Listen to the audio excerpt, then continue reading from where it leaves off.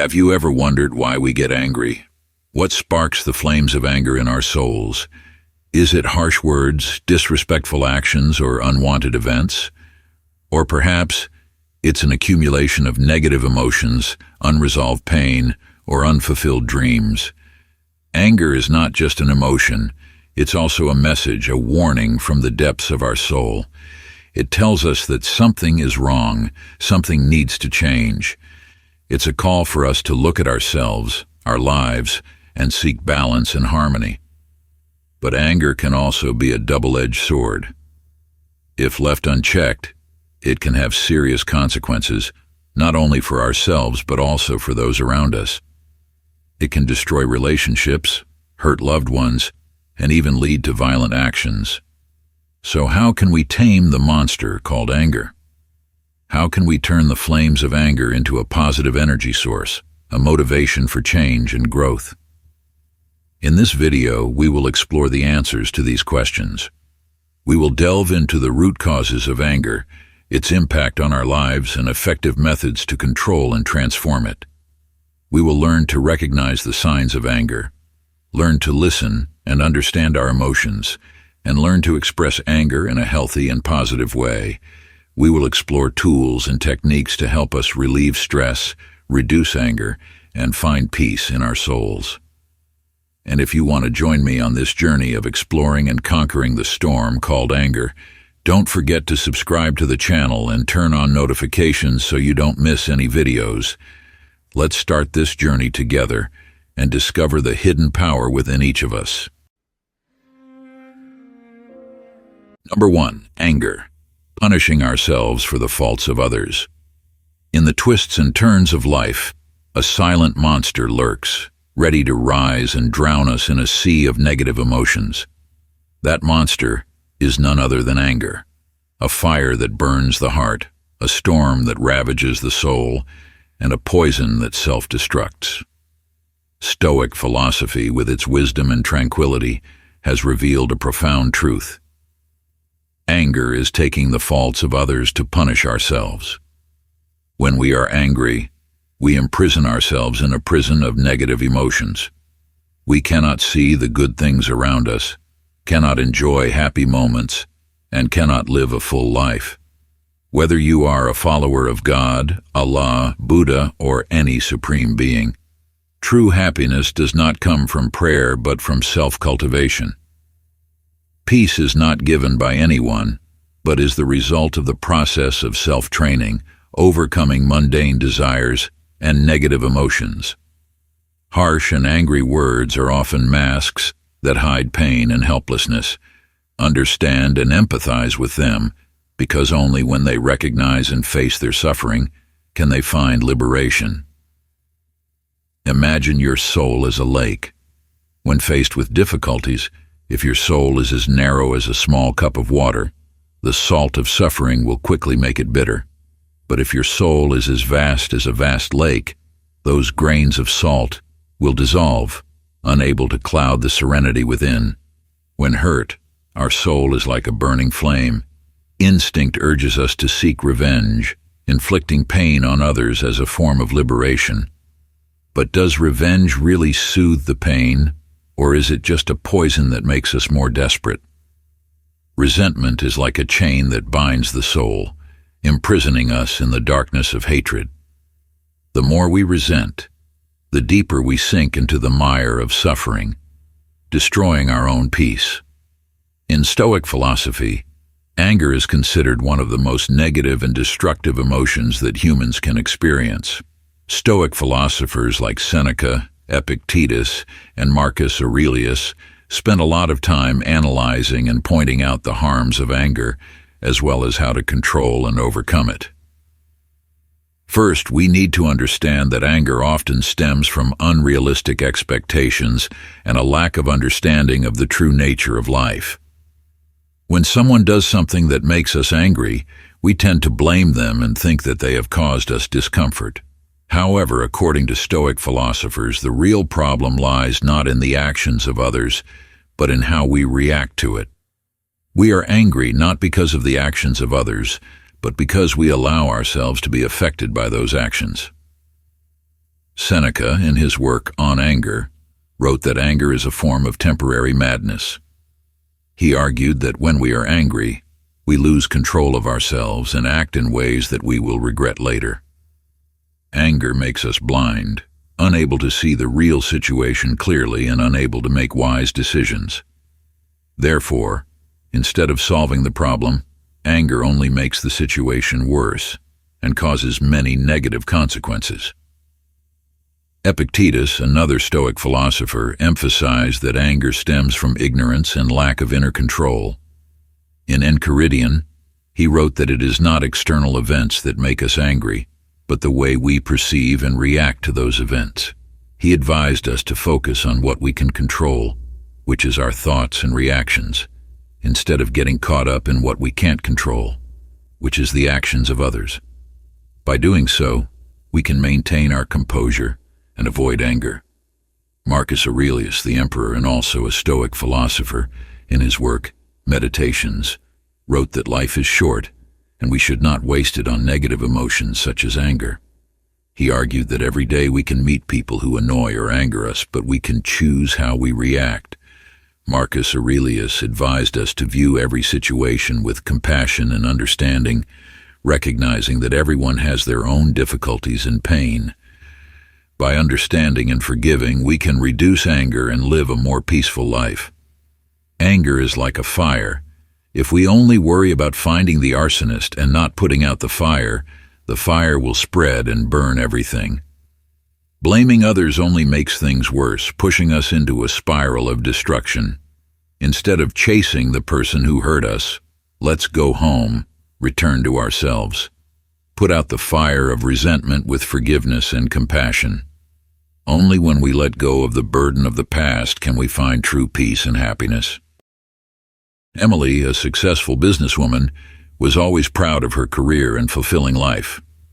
However, an unexpected event happened when she was deceived by a partner, causing her company to fall into crisis. Feelings of betrayal and anger consumed Emily's mind, preventing her from focusing on work and personal life. In anger, Emily decided to take revenge at all costs. She devoted all her time and effort to gathering evidence, planning to overthrow her partner and reclaim justice for herself. But the more she indulged in resentment, the more tired and exhausted Emily felt. Her life became gloomy, losing its joy and meaning. One day, Emily happened to meet David, an old college friend. David was a follower of Stoic philosophy, always maintaining calmness and optimism in all circumstances. He listened to Emily's story and gently shared, "Emily, holding on to resentment is like drinking poison and hoping the other person will die. It only destroys you." David's words were like a ray of light illuminating Emily's mind. She realized that she had imprisoned herself in the prison of anger and hatred, destroying her own happiness. Emily decided to change, learn to forgive and let go. She started to focus on rebuilding the company, spending time with family and friends, and finding joy in simple things. Gradually, Emily felt her soul lighter and more serene. She realized that forgiveness is not weakness, but a strength that helps us overcome difficulties and find peace in our souls. Emily's story is a reminder that anger only brings suffering to ourselves. When we learn to forgive and let go, we open the door to peace and happiness. Have you ever been in Emily's situation? If so, comment 1 so I can send you some loving energy. If not, comment 0 so I know you are a brave person. Number 2. Anger reveals deep inner wounds. Anger, a raging emotional storm, is often seen as a natural reaction to injustice, disappointment, or hurt. However, if we look deeper into its roots, we will see that anger is not merely a fleeting emotion, but also a sign of a soul filled with unhealed wounds. One of the main causes of anger is unrealistic expectations and the inability to accept reality. We often build in our minds ideal images of ourselves, of others, and of life in general. When reality fails to meet these expectations, we feel disappointed, dissatisfied, and angry. For example, a person who always expects themselves to be perfect in everything, when faced with failure, will easily become angry with themselves or blame others. Similarly, a person who always expects others to treat them well, when treated badly, will feel hurt and react with anger. However, unrealistic expectations and the inability to accept reality are just the tip of the iceberg. The deeper roots of anger often lie in the wounds within our souls. These wounds can be the result of painful past experiences, such as abuse, abandonment, or betrayal. They can also be the result of great losses, such as the loss of a loved one, the loss of a job, or the loss of faith in life.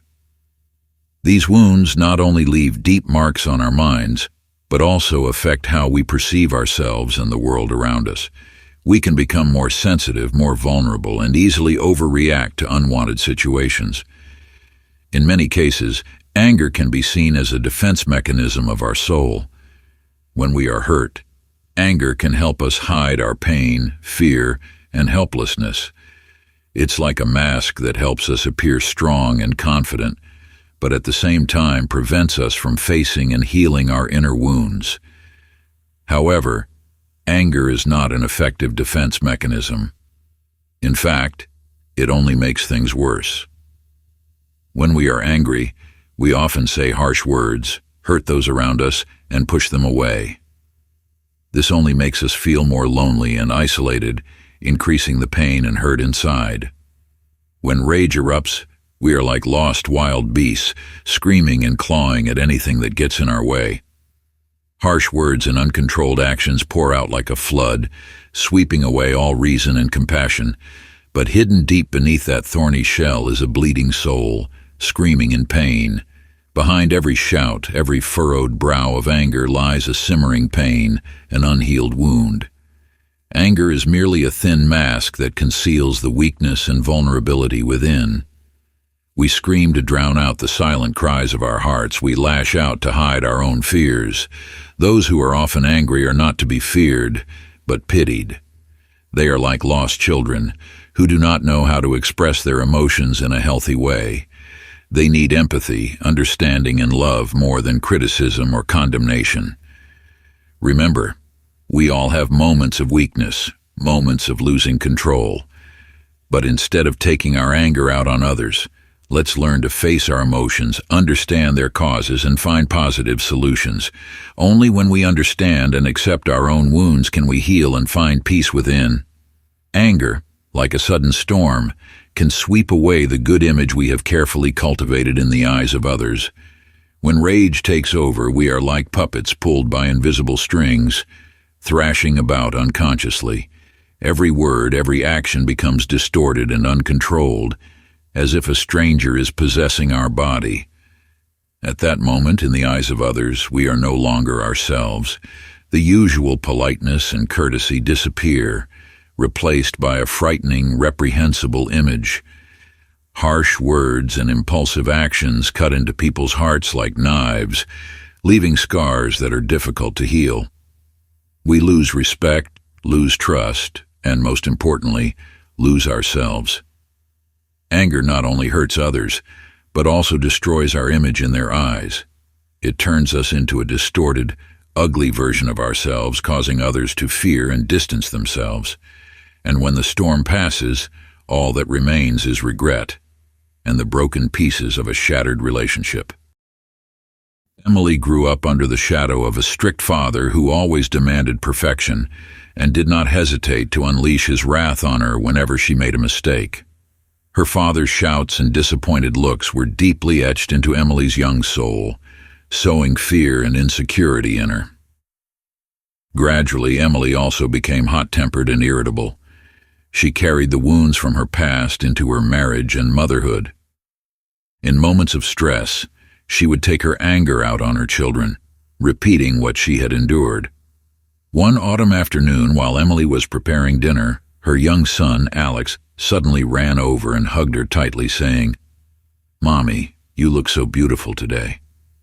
Emily was surprised and asked, "Oh, why do you compliment me like that?"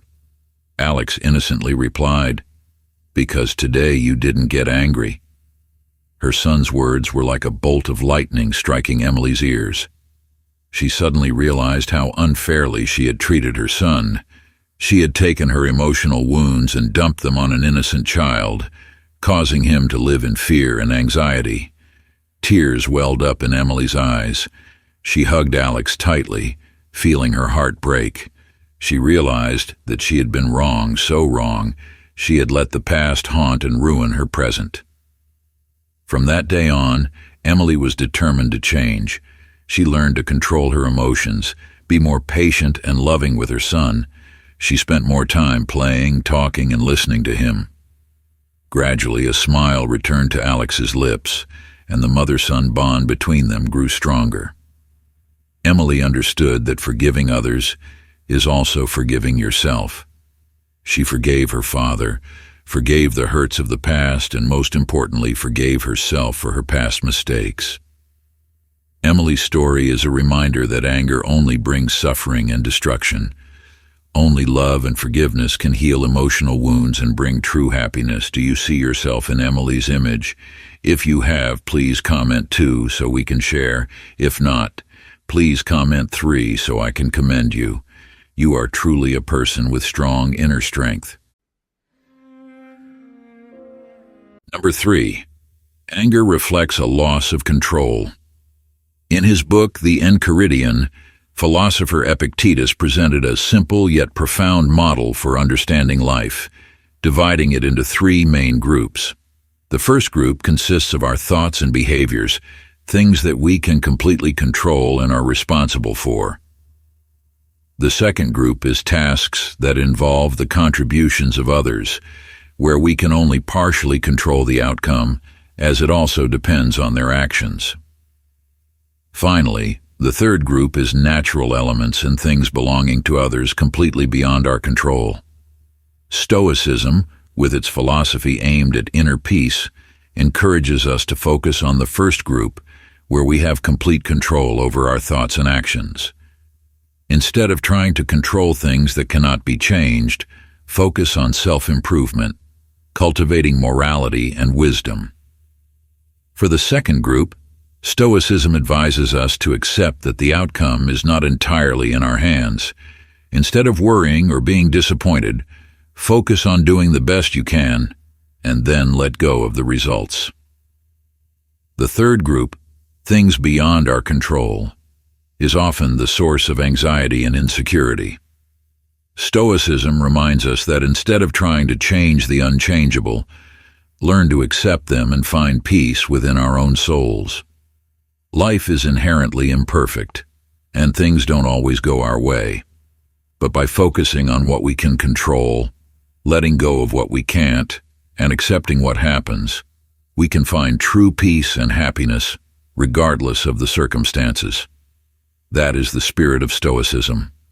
When anger erupts, it not only hurts others, but also signals that we are losing control, losing the core values of Stoicism. Serenity is the key to happiness. Serenity does not mean the absence of emotions, but the ability to accept everything that happens in life, good or bad, calmly and wisely. However, when angry, we are easily caught in a vortex of negative emotions, losing our calmness and no longer seeing things objectively. Imagine your mind as a clear lake. When calm, the lake's surface is still, clearly reflecting everything around it. But when anger arises, the lake becomes turbulent, stirring everything up and blurring the reflected image. At that point, we no longer see the truth, only distorted illusions created by emotions. Reason is one of the core values of Stoicism. It helps us distinguish right from wrong, make wise decisions, and act rationally. However, when angry, reason is often clouded by emotions. We easily make wrong decisions, say harsh words, and do things that we will later regret. Anger makes us blind, unable to see the consequences of our actions. We can hurt loved ones, destroy important relationships, and miss valuable opportunities. Stoicism emphasizes the importance of self-control, especially emotional control. We cannot control what happens to us, but we can control how we react to them. However, when angry, we easily lose control, letting emotions dominate and acting on instinct. Anger makes us weak, vulnerable, and easily exploited. It turns us into slaves of emotions, no longer free and no longer in control of our lives. Robert Rage Johnson, a veteran who had gone through fierce days on the battlefield, carried within him indelible emotional scars. The deafening explosions, scenes of death, and the loss of comrades were deeply etched in his mind, turning him into an easily agitated person always on high alert. Returning to everyday life, Robert had difficulty integrating the noise of the city, the small conflicts in daily communication. Even an accidental glance could ignite the anger within him. When anger struck, Robert seemed to transform into a different person. His face flushed red, veins popped out, fists clenched. He could hear nothing but the roar in his head, see nothing but the red of rage. At such times, Robert completely lost control. He could smash furniture, scream, even rush to fight anyone who got in his way. The people around him fearfully backed away, leaving him to wrestle with the demon in his soul. After each outburst, Robert was immersed in regret and self-blame. He was disgusted with himself, disgusted with the violent and uncontrolled person he had become. He tried to suppress his emotions, but all efforts were futile as the anger continued to erupt. Robert gradually became isolated, alienated from friends and family. He was afraid of himself, afraid of what he could do when anger took over. His life became a vicious cycle of anger, regret, and self-torment. One day, in desperation, Robert sought help from a psychologist. Through therapy sessions, he began to understand more about his psychological wounds and learn how to face them. He learned to recognize the signs of anger, learned to control and transform it into positive energy. The healing process was not easy, but Robert persevered and gradually found peace in his soul. He learned to forgive himself in the past and to live a more meaningful life.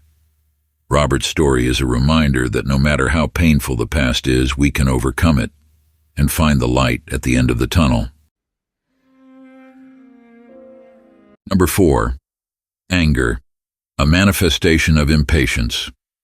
In a life full of changes and challenges, patience acts as a guiding lighthouse, helping us navigate through all storms. However, there's a lurking monster, always ready to extinguish that light and push us into the darkness of negative emotions. That monster is anger. Anger is not just a fleeting emotion, but also a manifestation of impatience, a major obstacle on the path to finding true peace and happiness. Life doesn't always go our way. There are times when we face difficulties, challenges, or things that don't go as expected. In those moments, if we don't have enough patience to accept reality, we easily fall into the vortex of anger. Anger in this case is a defense mechanism, a way for us to avoid the harsh truth. We blame others, circumstances, or fate, instead of facing the problem and finding a solution. However, anger only makes things worse. It makes us lose our clarity, unable to see the issue objectively, and leads to wrong decisions. Patience is the ability to wait calmly and trust in a positive outcome. However, in modern society, we are often used to things happening quickly and conveniently. We don't want to wait. We want everything immediately. When we have to wait too long, we easily become impatient, frustrated, and angry. We forget that everything takes time, and patience is the key to achieving great goals. In life, we can encounter countless situations where, due to impatience, we become frustrated and irritated for no reason. You are rushing to an important meeting, but you are stuck in heavy traffic. With each passing minute, your impatience and frustration grow. You start honking loudly, cursing, and even considering running a red light. Impatience has caused you to lose your composure and act recklessly. You are waiting in a long line at the supermarket checkout, but the line seems to be going nowhere. You start to feel annoyed, constantly checking your watch and sighing. You think about the things you need to do, and the more you think, the more frustrated you become. Impatience has robbed you of your calmness and prevents you from enjoying the present moment. You are trying to learn a new skill, but not achieving the desired results. You feel disappointed, discouraged, and want to give up. You blame yourself for being incompetent and lacking talent. Impatience has caused you to lose motivation and faith in yourself. You are talking to a friend, but they don't understand you. You start explaining again, but they still don't get it. You feel frustrated, lose patience, and want to end the conversation. Impatience has prevented you from listening and understanding others, causing misunderstandings and conflicts. You have tried your best to achieve a goal but ultimately failed. You feel disappointed, heartbroken, and want to blame others or circumstances. Impatience has prevented you from accepting failure and learning from it. These examples show that impatience can arise in various situations and negatively impact our lives. When we are impatient, we easily become angry, lose our composure, and make wrong decisions. Therefore, cultivating patience is crucial for us to live a more peaceful and happy life. Forgiveness is a noble virtue, but it is also a great challenge to our patience. When hurt by others, we often feel pain, resentment, and a desire for revenge. However, if we keep holding on to these negative emotions, we are only torturing ourselves. Forgiveness does not mean forgetting or accepting the wrongdoings of others. Forgiveness means letting go of resentment, freeing ourselves from negative emotions and opening our hearts to the good things in life. Impatience can also manifest in our unwillingness to understand, listen, and empathize with others. When we don't understand the reasons behind someone's actions, we easily make wrong judgments and feel angry. However, if we take the time to listen, to put ourselves in the other person's shoes, we can understand the difficulties and pain they are going through. From there, we can empathize, share, and forgive them. Number 5. Anger, a manifestation of your powerlessness. Anger, an emotion we all have experienced, is always a clear sign of powerlessness. It's like a fire burning from within, consuming all reason and calmness we have. When we are angry, it not only reflects what is happening around us, but also clearly shows what is going on in our souls.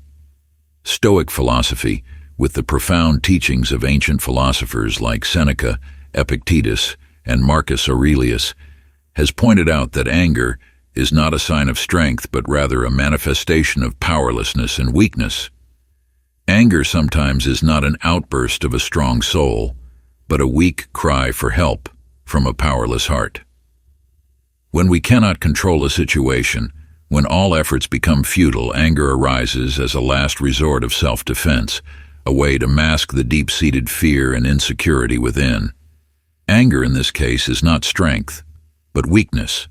It shows our powerlessness in facing reality, our powerlessness in finding solutions to problems. Like a child who cries when their desires are not met, we vent our anger on others, blaming circumstances as a way to avoid responsibility and the harsh truth. However, anger cannot solve the problem. It only makes things worse. It makes us lose our clarity, unable to see the issue objectively, and make wrong decisions. Furthermore, anger hurts those around us, pushes them away, and makes us even more lonely. When faced with difficult situations, people tend to react by trying to control them.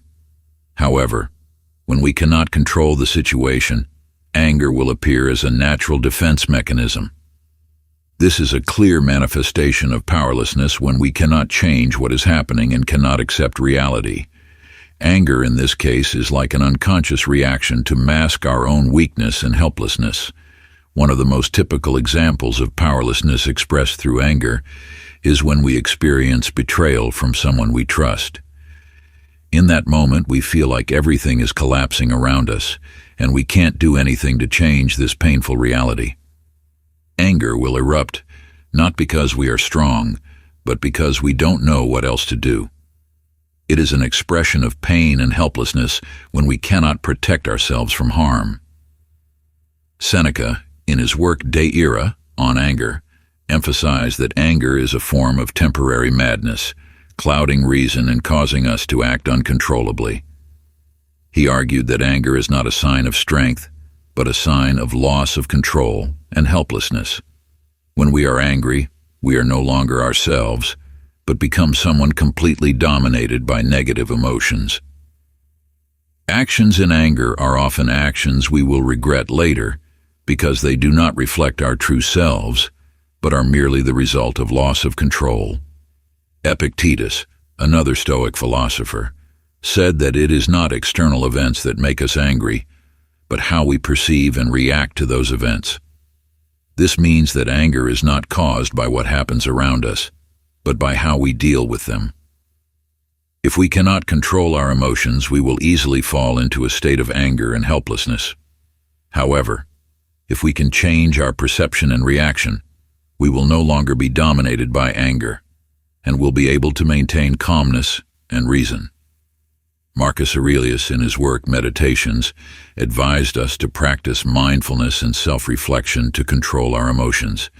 He argued that when we are angry, we are allowing others and external circumstances to control our minds and emotions. This is powerlessness, when we cannot maintain self-control and let external factors dominate. Only when we learn to control our emotions and maintain calmness can we be truly strong and no longer feel powerless. Maria was a talented and ambitious woman. She always set high goals for herself and constantly strived to achieve them. However, life doesn't always go as planned. An important project that Maria had devoted much effort to suddenly collapsed, leaving her in a state of disappointment and helplessness. The feeling of helplessness gnawed at Maria's soul like a monster. She couldn't accept the fact that she had failed, that all her efforts were in vain. Anger began to simmer within her like a small flame waiting to erupt. One evening, while having dinner with her family, Maria accidentally spilled a glass of water on the table. Her husband, Mark, gently handed her a paper towel to wipe it up, but Maria flew into a rage. She yelled, blaming Mark for being careless, for always messing things up. Mark remained silent, not saying a word, but his eyes were filled with hurt and disappointment. Seeing her husband's eyes, Maria suddenly came to her senses. She realized that she had taken her anger out on an innocent person, that her anger was not because of the spilled water, but because of her powerlessness at work. She felt ashamed and remorseful for her actions. Maria apologized to Mark and her children, explaining that she was having difficulties at work and feeling very stressed. Mark hugged Maria, gently comforting and encouraging her. He said that he was always by her side, ready to share and help her overcome difficulties. From then on, Maria learned to face her powerlessness in a more positive way. She no longer took her anger out on others, but sought the sharing and support of her loved ones. She realized that anger is not the way to solve problems, but only makes things worse. Number 6. Anger, the price of unrealistic expectations. In life, we often set expectations for ourselves, for others, and for the world around us. Expectations are the driving force that propels us forward, helping us achieve our goals and dreams. However, when those expectations become excessive, they can turn into a double-edged sword, cutting off joy and happiness, and pushing us into a spiral of anger. Excessive expectations are one of the most common causes of anger. When we set excessively high standards for ourselves, for others, or for a particular situation, we easily feel disappointed and dissatisfied when reality fails to meet those expectations. For example, a mother may have excessively high expectations for her child, wanting them to always achieve high grades in school, be successful in their career, and always be obedient and well-behaved. When the child fails to meet these expectations, the mother may feel disappointed, angry, and blame the child. Similarly, in relationships, we often expect our partners to understand us, to always care for and pamper us. When our partners fail to meet these expectations, we feel hurt, disappointed, and angry. Anger often arises most in close relationships such as family, friends, and colleagues. These relationships, due to their closeness and frequent interaction, easily become the source of many conflicts and tensions. When we have excessively high expectations of others and they fail to meet those expectations, we will feel disappointed and angry. To maintain and develop healthy relationships, we need to learn to manage expectations and instead show understanding and compassion. Excessive expectations can also arise in the workplace. We may expect ourselves to always excel at all tasks, get promoted quickly, and be recognized by everyone. When these expectations are not realized, we easily feel dissatisfied, angry, and blame our superiors, colleagues, or circumstances. Marcus Aurelius once wrote, "Accept everything that happens as it is, and love what life brings you." This reminds us that instead of setting too many expectations for the outcome, we should learn to accept and love reality. To overcome anger, we need to learn to manage our expectations. This does not mean that we have to give up all expectations, but rather to set realistic and reasonable expectations. Stoic philosophy emphasizes that people can only control their own actions and thoughts, not the outcome. When we focus too much on the outcome, we will easily feel helpless and angry when we don't get what we want.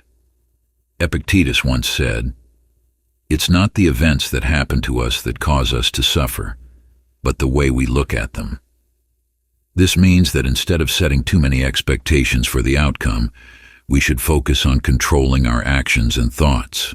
We need to accept that no one is perfect, including ourselves. We will make mistakes, we will fail, and there will be times when we cannot control everything. The important thing is that we must learn to accept these things and find ways to improve. We also need to accept that each person has their own strengths and weaknesses. We cannot expect others to be like us, to always understand us, and to always do what we want. Instead, respect the differences of each person and learn to accept them as they are. Instead of focusing on what we don't have, let's focus on what we do have. Let's be grateful for the good things in life, the people who love us, and the opportunities we have. Instead of comparing ourselves to others, let's focus on self-improvement. Let's set goals that are appropriate to our abilities and strive to achieve them. Instead of trying to control everything, let's learn to let go. Let's accept that there are things beyond our control, and let's focus on what we can do. Alice, a young woman, always lived in a world of high expectations.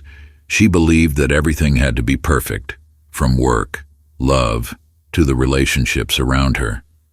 Alice always set high standards for herself and those around her, and did not accept any mistakes or failures. At work, Alice was a shining star, always excelling at all tasks and admired by her colleagues. However, she never felt satisfied with what she had achieved. She always wanted more, better, and constantly set new, higher goals. In love, Alice was no less demanding. She dreamed of a perfect love, an ideal partner who would meet all her expectations. But reality was not like a dream. Every relationship of Alice ended in disappointment and pain, because no one could meet her excessively high standards. Excessive expectations turned Alice into a stressed, tired, and constantly anxious woman. She couldn't enjoy the small joys in life because there was always a vague fear that things wouldn't go as planned. One day, during a meditation session, Alice suddenly realized that it was her own expectations that had caused all her suffering.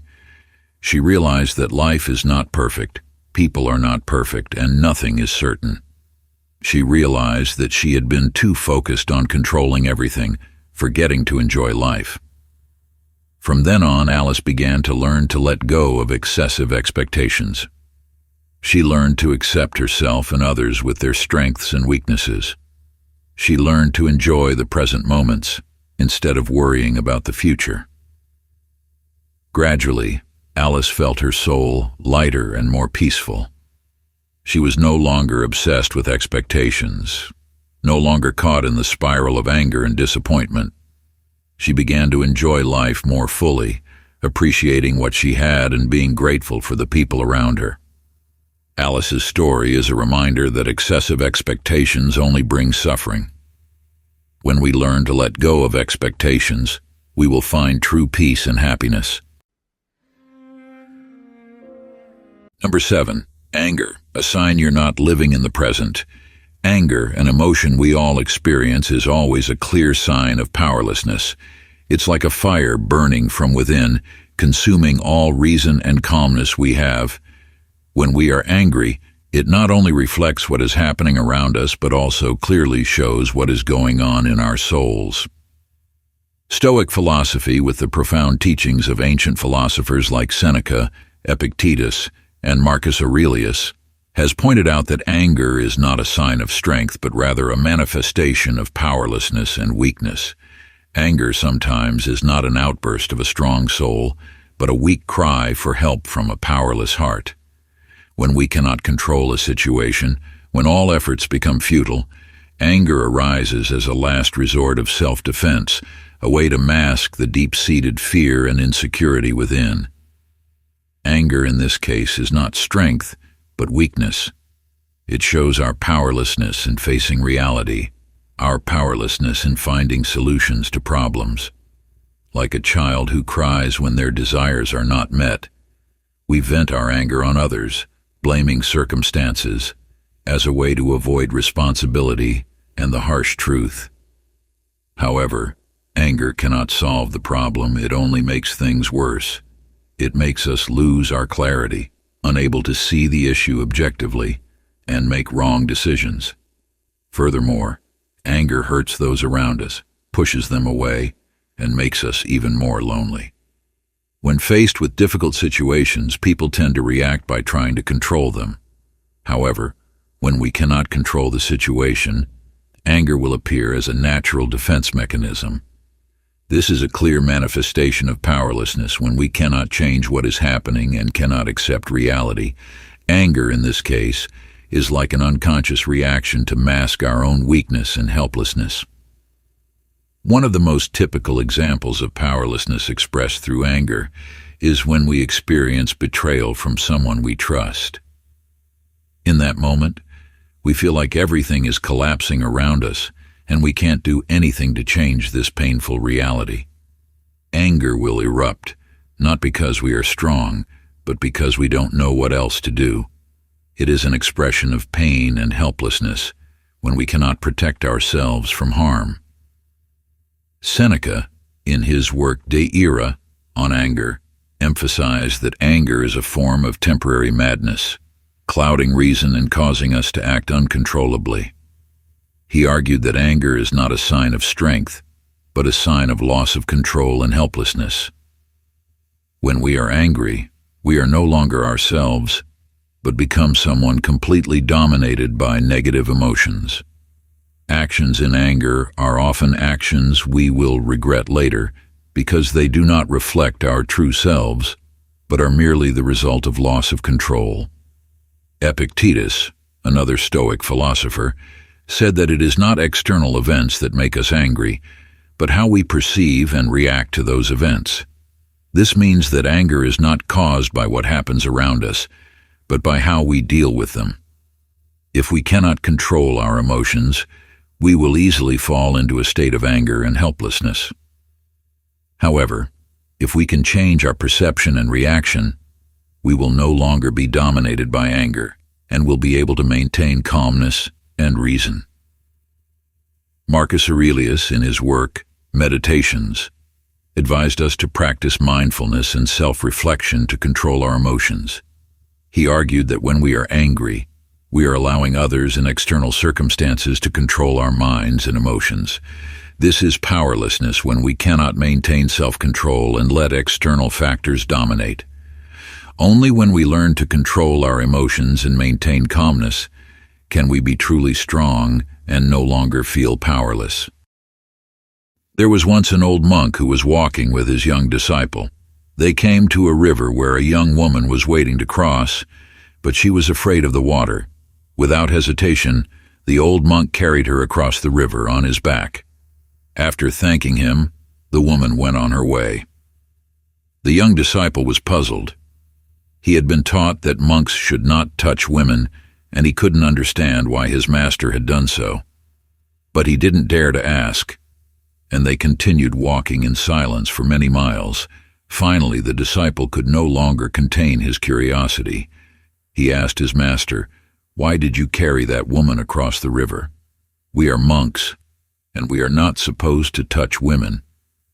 The old monk smiled and replied, "I set her down at the riverbank hours ago. Why are you still carrying her?"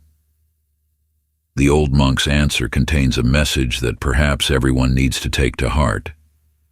The message of letting go in the mind. Life will have moments when things don't go as we wish. However, knowing when to hold on and when to let go will bring us peace from within, and from that peace, we can do many other wonderful things for ourselves and those around us. The best way to reduce stress is to learn to forget. In this life, there are many things we need to know when to pick up and put down at the right time. Learning to forget is one of the ways to help people balance their psychology, to calmly face life. Being ready to forget is a way to balance psychology. You need to be sincere and calmly face life. There is a saying that anger is taking the mistakes of others to punish yourself. Always remembering and not forgetting the shortcomings of others, the person who is most hurt is yourself. Therefore, to have joy and a peaceful life, we should not investigate the old mistakes of others. Number 8. Anger, a sign of lack of tolerance. People often get angry over small things rather than big ones. They are often more outraged at the person who accidentally steps on their foot on the bus than at a criminal who has killed many people. They can hardly forgive the person who damaged their belongings, but easily forgive government officials who robbed them of their hard-earned tax money. In most cases, if we take a step back, we will realize that the things that made us furious were not worth it. When angry with others, we need to think about the cause of that anger.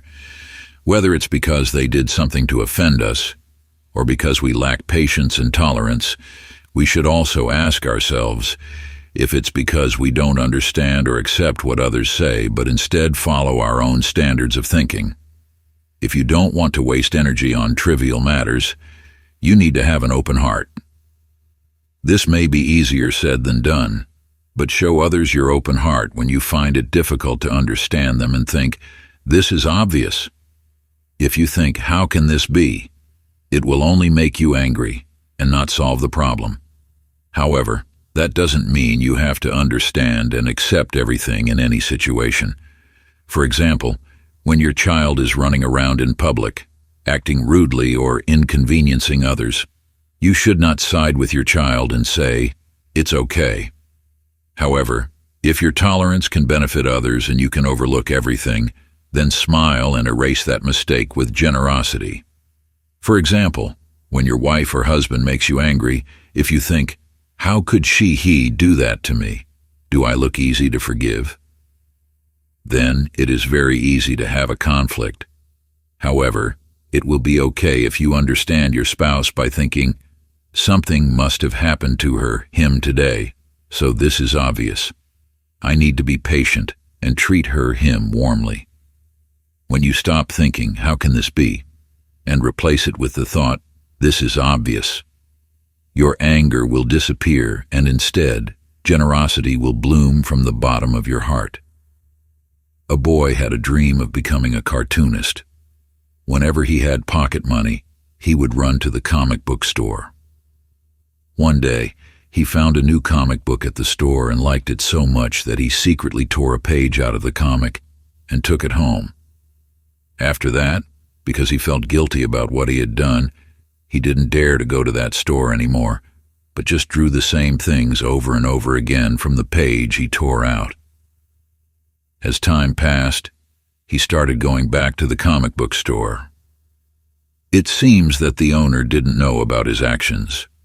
Because he was always warmly welcomed by the store owner, he felt relieved and became bolder. Thus he continued to tear out more comic book pages. But there is a saying that if you walk at night, you will eventually meet a ghost. And in the end, his sneaky actions were discovered by the store owner. He was so scared that he didn't know what to do. But surprisingly, the store owner was not angry, but instead patted the boy on the head and said, "You will become a cartoonist, won't you?" The store owner's generosity helped the boy become a master in the Korean comics industry. It is not easy to forgive someone who has hurt or betrayed your trust. There is a saying that you can forgive as much as you love. Ironically, there are some people who, even if you love them, are not easy to forgive, and those are family members. We are often tolerant of others, but find it difficult to be tolerant of our own loved ones. Sometimes, we don't even overlook small mistakes and just criticize them until we are satisfied. This tends to happen more often in your relationship with your children, but we should avoid overreacting to the mistakes or faults of children. Instead of scolding your child for doing something wrong or being indifferent to it, you need to teach your child with love, and thereby find a solution to every problem. If you cannot be tolerant of your family, how can you sincerely be tolerant of others? Look at yourself and see if you are too sensitive when dealing with family members more than others, and give them the same generosity as the love you have for them. If you are determined to treat them generously, do so unconditionally while not expecting anything in return. Don't waste time distinguishing right from wrong, but be tolerant now, before their hearts are hurt because of us. Number 9. Anger, a silent poison for human health. Anger, a powerful and often destructive emotion, not only affects our mental well-being and social relationships, but also has significant negative impacts on our physical health. When anger erupts, our body becomes a battlefield, where stress hormones like cortisol and adrenaline are massively released, causing major disruptions in the functioning of our internal organs. Scientific studies have shown that if left unchecked, anger can become a silent poison, eroding our health from within and leading to various dangerous diseases. Impact of anger on the cardiovascular system. The cardiovascular system is one of the first victims of rage. When we are angry, our heart rate soars, blood pressure rises, and blood vessels constrict. This prolonged state can lead to serious consequences, pushing us closer to dangerous cardiovascular diseases. Hypertension. Research from Harvard University shows that people who are frequently angry have a 2 to 3 times higher risk of developing hypertension than normal people. High blood pressure, also known as the silent killer, is one of the leading risk factors for cardiovascular disease and stroke. Cardiovascular disease. Another study published in the journal Circulation found that people with hot tempers have a 48% higher risk of developing cardiovascular disease than calm people. Anger can trigger atherosclerotic plaques in the arteries, increasing the risk of heart attacks and strokes, which can be fatal or leave severe consequences. Arrhythmia. Anger can also cause arrhythmias, especially in people who already have cardiovascular disease.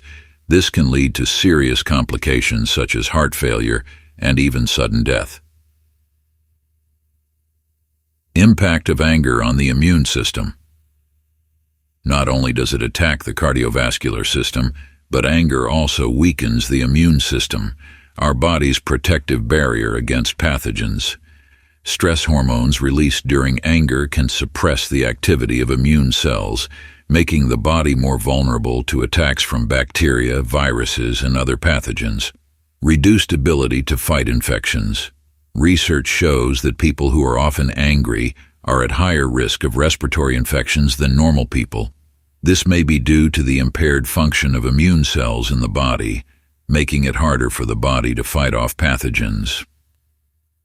Worsening autoimmune diseases.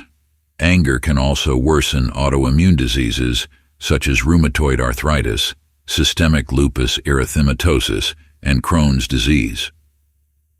Stress hormones can trigger inflammatory responses in the body, increasing the severity of disease symptoms, causing pain and discomfort for the patient. Impact of anger on the digestive system. The digestive system, a complex and sensitive system, is not immune to the negative effects of anger. When angry, the autonomic nervous system is stimulated, altering the activity of the digestive system, causing problems such as irritable bowel syndrome, IBS. Anger can increase the frequency and severity of IBS symptoms such as abdominal pain, bloating, diarrhea, and constipation, greatly affecting the patient's quality of life. Peptic ulcers. Research shows that people who are often angry have a higher risk of developing peptic ulcers than normal people. Stress and anger can increase stomach acid secretion, damage the stomach lining, and lead to ulcers, a painful and uncomfortable condition.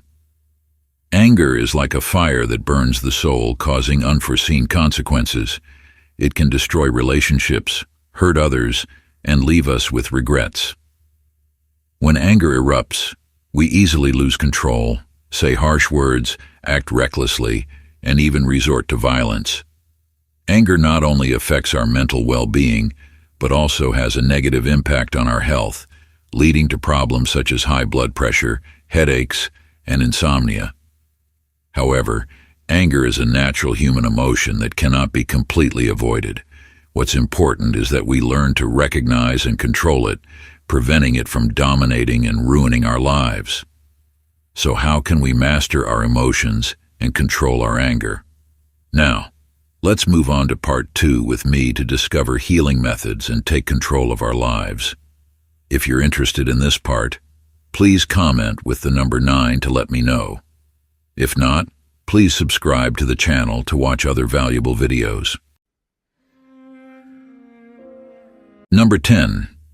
Practicing unconditional love. If we treat someone well and expect the same in return, is that kindness truly selfless? Each person is a unique individual, and respecting those differences is a sign of mutual respect. The important thing is not to make others feel like they're being treated as inanimate objects. When we don't calculate gains and losses and offer genuine care, even wood and stone will feel it.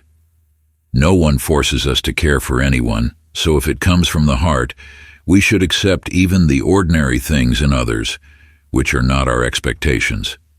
Loving a person, a situation, or a life unfamiliar to us is not easy. That relationship, depending on affection and understanding, can be long-lasting or short-lived. If we always treat others with a small heart, our love is only enough to nurture our own desires and aspirations. How can it spread widely? There are people who used to care for and have goodwill towards you, who offered to help you with many things. But when you face difficulties and ask for help, they refuse with various reasons. Life is always changing with ups and downs. Their inability to help you is not because they've changed or lost their goodwill, but maybe because they are not capable at that moment. Don't rush to blame, empathize, and understand. Because who knows? They might also be facing difficulties and need help. We would also feel sad if we couldn't help them. Life is interesting because no one knows what tomorrow will bring, what will happen to us.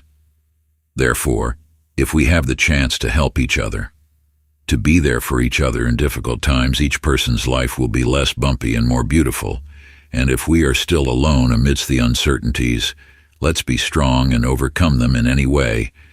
But that doesn't mean disregarding everything to achieve our own benefits. We reap what we sow, and we can control that from today. Life doesn't always go as we wish. In every situation, every event, there is a solution. Accepting relativity is also walking on the middle path, the path of harmony between countless extremes and polarities. Unconditional love is a beautiful expression of love that people can give to each other without expecting anything in return. It is acceptance, understanding, and compassion towards others regardless of who they are, what they have done, or their circumstances. Practicing unconditional love requires us to open our hearts, let go of prejudices and judgments, and see everyone with empathy and sincerity. When we practice unconditional love, we not only bring joy and peace to others, but also nurture our own souls. It helps us build strong relationships, create a positive and healthy living environment, and contribute to making the world a better place. To practice unconditional love, we need to start with small actions like listening to others with compassion, helping without asking for anything in return, and accepting others as they are.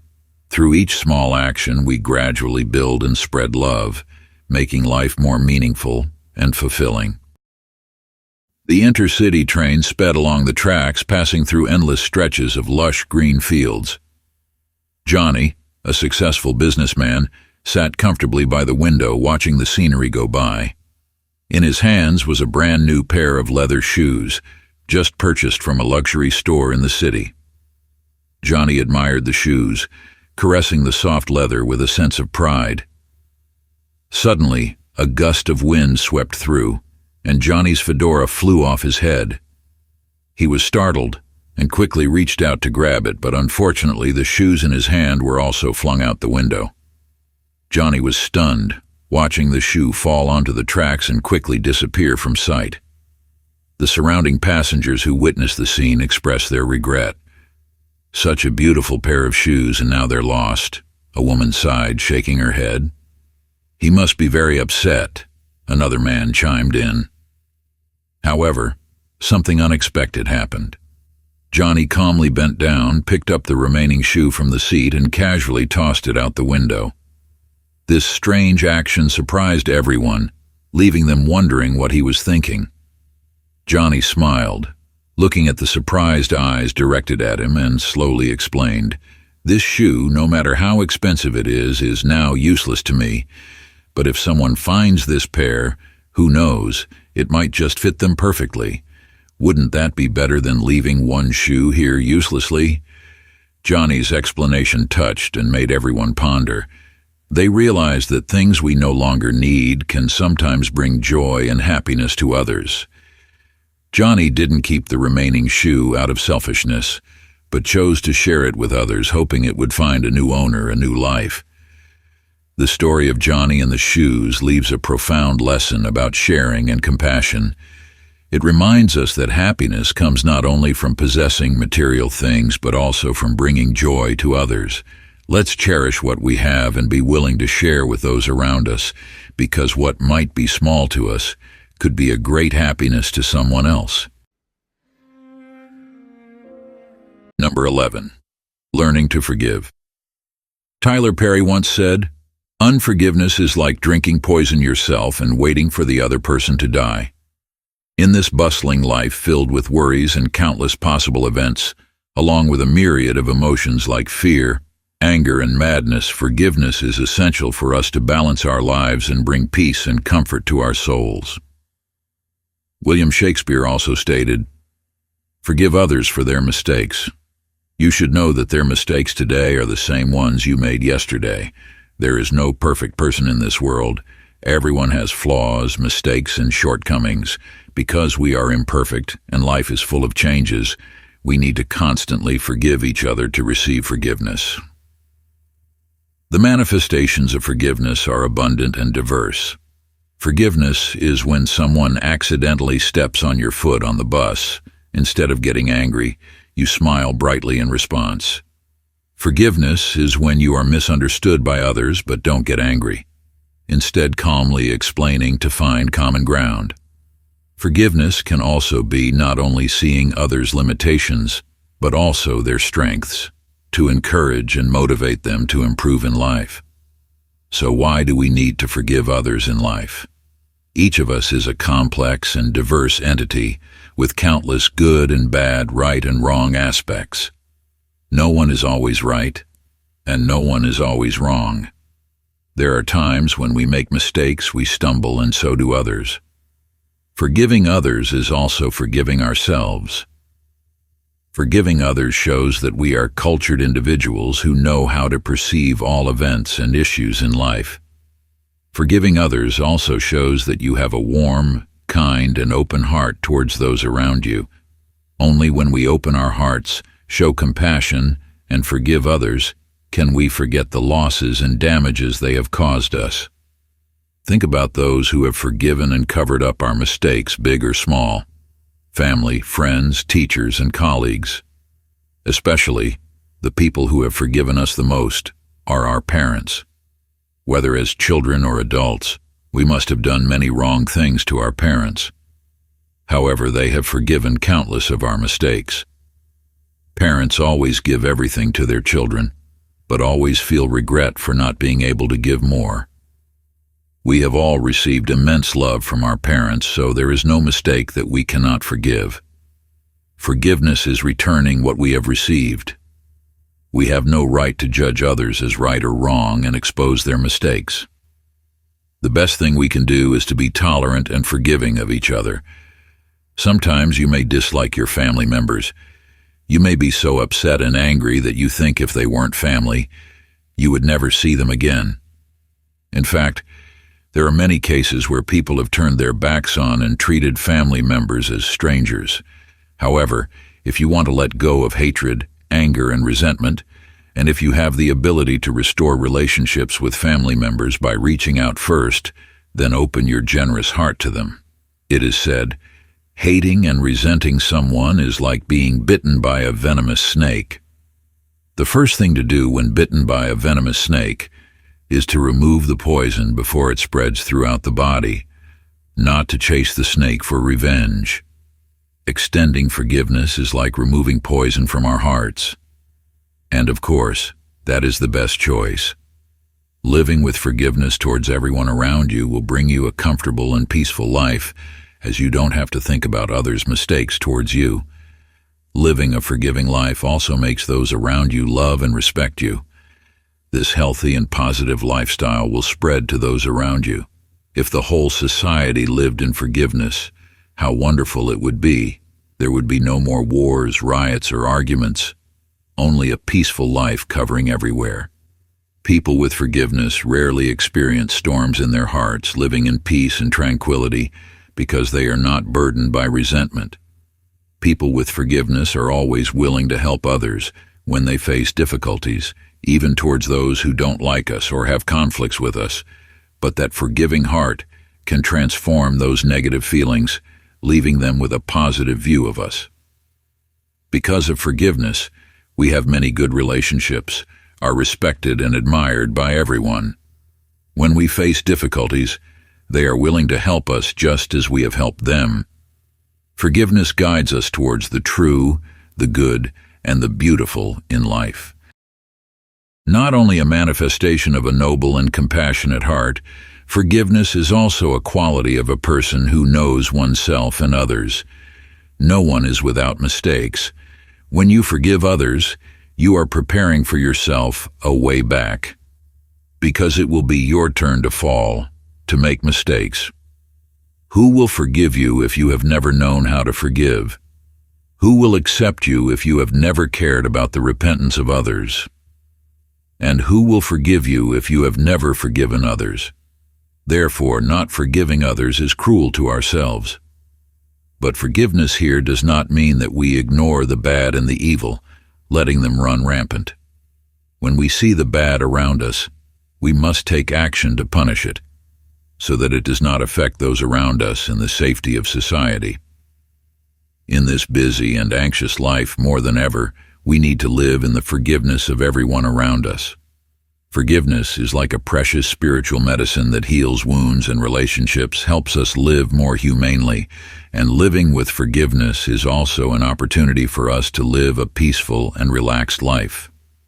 The warm yellow lights shone on the glamorous outfits, the melodious music blended with lively conversations, creating a luxurious and bustling atmosphere at the evening party. Amidst the crowd, a middle-aged man with distinguished gray hair stood out. William, a renowned writer known by his pen name Mark Twain. Opposite him, a young and beautiful lady named Elizabeth was attracting all eyes with her bright red evening gown and sparkling jewelry. William took a sip of wine, his eyes scanning over Elizabeth and pausing on her radiant smile. Out of politeness, he spoke up. "Miss Elizabeth, I must say you look absolutely stunning tonight." William's sincere compliment was met with a disdainful sneer from Elizabeth. She lifted her chin, retorting, "Unfortunately, I cannot say the same for you." The whole table fell silent. Everyone was taken aback by Elizabeth's arrogance and rudeness. William, though slightly surprised, maintained his usual composure. He smiled gently and said, "That's quite all right, Miss Elizabeth. You can do as I did, just tell a little white lie." William's witty and humorous response brought laughter from the entire table. Elizabeth felt her face burning with embarrassment. She lowered her head, unable to utter a word. Those around her couldn't help but feel a sense of satisfaction at her humiliation. The party continued with music and cheerful conversations, but Elizabeth was no longer in the mood to enjoy it. She realized that her arrogance and harsh words had backfired, making her the laughingstock of everyone. William, with his intelligence and wit, had taught Elizabeth a memorable lesson about manners. He had demonstrated that harsh words not only hurt others, but also bring shame and humiliation upon oneself. The story of William and Elizabeth serves as a poignant reminder of the importance of respect and kindness in communication. It teaches us that the stone we throw will always be the one that trips us up. Let us always remember that words have immense power. They can build or destroy a relationship. Therefore, let's choose kind and sincere words so that our lives and those of others around us become better. Number 12. Mindfulness, a journey of healing anger and cultivating forgiveness. Life is a journey filled with ups and downs, where we inevitably encounter situations that trigger anger, hurt, and resentment. These negative emotions, like dark clouds obscuring our hearts, can affect our mood, health, and relationships. They can become obstacles to our growth and happiness. However, amidst these difficulties, mindfulness, an ancient spiritual practice, emerges as a guiding light, helping us navigate through emotional storms and find true inner peace. Mindfulness is not an abstract concept or a supernatural state, but rather a practice of being fully present in the current moment without judgment. By practicing mindfulness, we learn to observe what is happening in our body, mind, and surroundings objectively, without being swept away by the flow of thoughts, emotions, or automatic reactions. For example, when you are eating, focus on the taste of each dish. Feel the softness of the rice, the crispness of the vegetables, or the sweetness of the meat. When you are walking, pay attention to each step. Feel the ground beneath your feet, and listen to the wind blowing through your ears. When you are working, concentrate on the task at hand, not letting thoughts about the past or future distract you. Anger is a natural human response when faced with undesirable situations. Mindfulness acts as a safety valve, helping us to regulate and transform anger in a positive way. For instance, when a colleague says something hurtful, instead of reacting immediately, pause, take a deep breath, and observe the feeling of anger rising within you. Recognize that this anger is only temporary. It will pass if you do not nurture it. There are many different mindfulness practices, but all aim to help us live fully in the present, recognize and accept our emotions without judgment. Sitting meditation is one of the most traditional and effective mindfulness practices. By sitting quietly and focusing on our breath, we learn to calm the mind, observe thoughts and emotions come and go without being carried away by them. In addition, we can apply mindfulness to everyday activities. For example, when washing dishes, feel the cool water on your hands, the scent of the soap, or the sound of dishes clinking together. Through practicing mindfulness, we learn to recognize and accept our emotions, including negative ones like anger, sadness, or anxiety. Instead of trying to suppress or avoid them, gently observe them like a visiting friend. Then we will realize that emotions are just temporary states. They come and go. Nothing is permanent. Mindfulness not only helps us control anger, but also supports the process of forgiveness. When hurt, we often experience mixed emotions like anger, sadness, and resentment. Mindfulness helps us recognize and accept these emotions, while also understanding others and letting go of the past. For example, when betrayed by friends, instead of holding on to resentment, try to put yourself in their shoes and understand their difficulties and motivations. This can help us empathize and forgive them more easily. Mindfulness is a journey, not a destination. By practicing mindfulness regularly, we can gradually transform negative emotions, cultivate compassion and forgiveness, and find true inner peace. Number 13. Stop judging. In the hustle and bustle of life, our minds are often caught in a whirlwind of thoughts, judgments, and prejudices. We easily judge others and events around us through our own subjective lens, leading to negative emotions such as anger, frustration, or resentment. These emotions not only hurt others but also rob us of inner peace, hindering us from fully enjoying life. However, if we learn to let go of judgments and allow our minds to become still and quiet, we can perceive everything more objectively and comprehensively.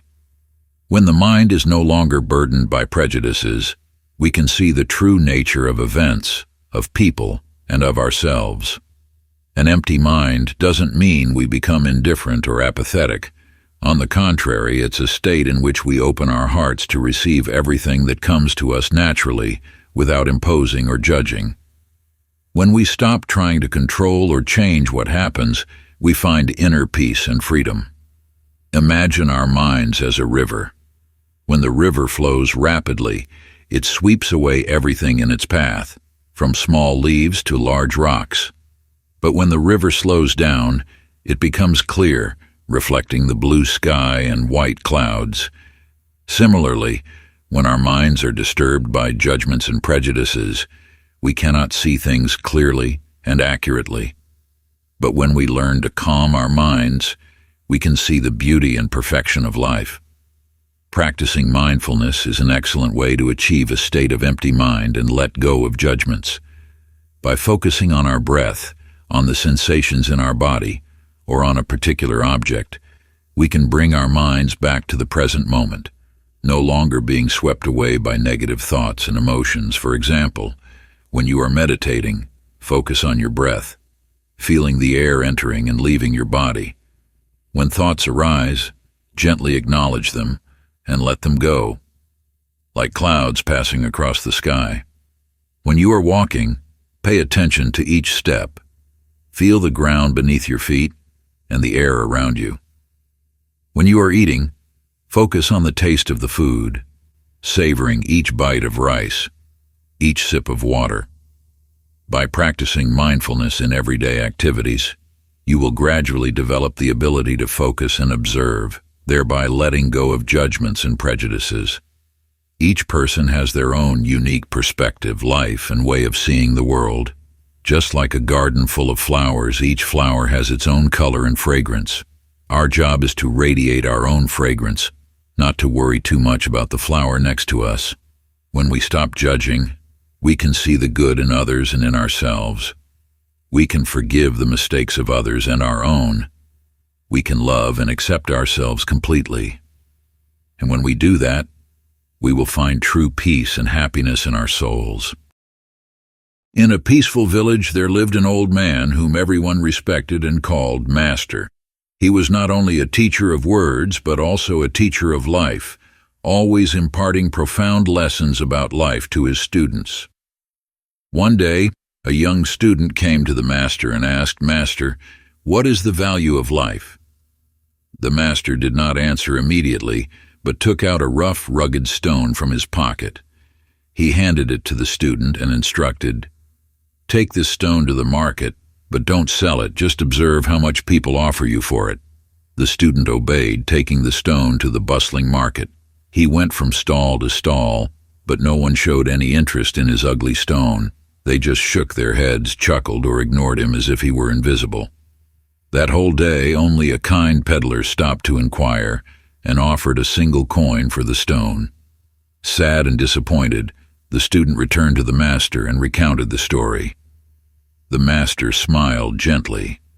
"Tomorrow, take the stone to the goldsmith and ask how much they would pay for it. But remember, don't sell it." The student was surprised but still followed the master's words. When he arrived at the goldsmith's shop, the owner examined the stone carefully and then offered an unexpected price, 500 coins. The student was even more confused and hurriedly brought the stone back home. "Master, what is happening? Why is there such a big difference?" the student wondered. The master still kept a mysterious smile. "Tomorrow, take the stone to the antique shop and ask for the price one more time, but still don't sell it." The student did as the master instructed, and this time he almost couldn't believe his ears when the antique shop owner offered to trade the stone for his entire fortune. Overwhelmed with astonishment, the student rushed back to the master's house. The master looked at the student with loving eyes and slowly explained, "You see, this stone is actually a precious jade, worth a fortune. The value of life is just like this stone. Some people understand it, and some don't. To those who don't understand and cannot appreciate it, the value of life is not worth a penny. But to those who cherish and understand its value, life is worth more than a fortune. The stone remains the same. Life remains the same. The only thing that makes a difference is your understanding and how you perceive life." The student was enlightened. He realized that the value of life does not lie in fleeting material possessions, but in how we cherish and enjoy every moment, every experience. Life is a priceless gift, and only we can decide how to use that gift. The lesson from this story is profound. Each person has a different way of valuing success and happiness.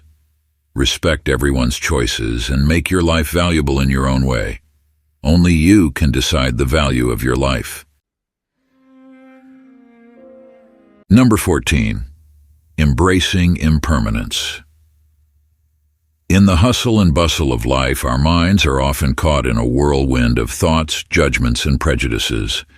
We easily judge others and events around us through our own subjective lens, leading to negative emotions such as anger, frustration, or resentment. These emotions not only hurt others but also rob us of inner peace, hindering us from fully enjoying life. However, if we learn to let go of judgments and allow our minds to become still and quiet through mindfulness practices, we can perceive everything more objectively and comprehensively. When the mind is no longer burdened by prejudices, we can see the true nature of events, of people, and of ourselves. An empty mind doesn't mean we become indifferent or apathetic. On the contrary, it's a state in which we open our hearts to receive everything that comes to us naturally, without imposing or judging. When we stop trying to control or change what happens, we find inner peace and freedom. Understanding the impermanence of life is key to this journey. Each day that passes is a day we lose, a day we move closer to death. A deep awareness of life's finitude helps us cherish every moment, let go of grudges, and live fully in each precious second we have. Recognizing that each moment is precious helps us stop wasting time on trivial matters, negative thoughts, or toxic relationships. Instead, we will dedicate time to our loved ones, pursue our passions, and strive for truly meaningful goals. When we understand that time waits for no one, we will appreciate the present moments more. Imagine if today were your last day, what would you do? Would you still want to argue with your neighbor over trivial matters? Would you still want to hold on to resentment? Or would you spend time expressing love to your family and friends, doing the things that make you happiest? Living as if today is your last day is not just an empty saying, but a profound life philosophy that helps us awaken and cherish every precious moment that life offers. When we realize that time is finite, we will no longer want to waste it on trivial things, resentment, or unfounded worries. Instead of letting negative emotions like anger, jealousy, or hatred take over our souls, we will learn to forgive, empathize, and love. We will spend time caring for our loved ones, sharing joys and sorrows with them. We will do what we love, pursue our passions, and explore new things. We will cherish what we have and constantly strive to improve ourselves. Each morning, ask yourself, if today were my last day, what would I do to have no regrets? This question will help us live more meaningfully, making the most of every moment to create beautiful memories and do good deeds. We will learn to cherish every smile, every hug, every word of love. Living with this mindset, we will discover the wonders of life, enjoying every moment fully and meaningfully. Instead of filling our hearts with negative emotions, let's learn to love and forgive. Forgive the mistakes of others as well as our own, because everyone makes mistakes at times. Let's see everyone with kindness and understanding, because everyone has their own pain and difficulties. We cannot know everything that others are going through, but we can choose to treat them with compassion and empathy. Spend time with loved ones because they are the ones who bring us joy and meaning in life. Listen to them, share joys and sorrows with them, and overcome challenges and difficulties together.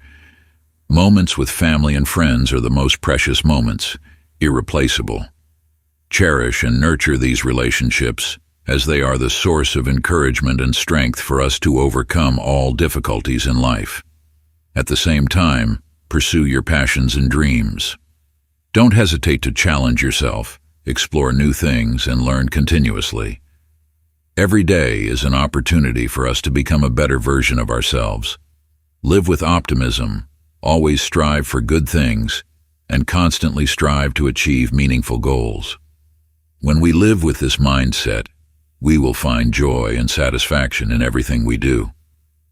Life is a journey full of excitement and wonder. Enjoy every moment, live fully, and love unconditionally.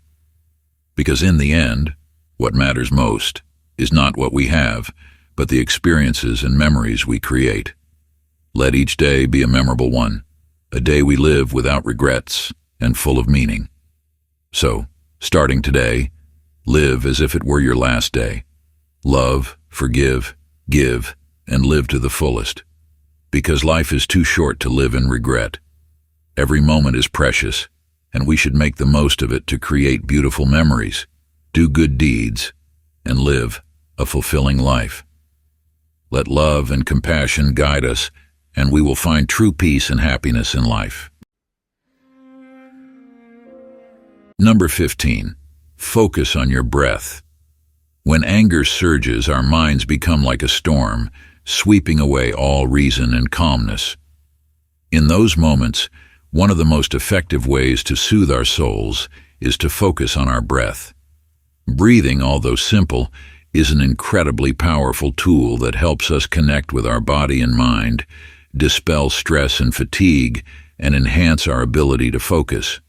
Find a quiet place, maybe a small corner in your house, a peaceful park, or simply sit down and close your eyes.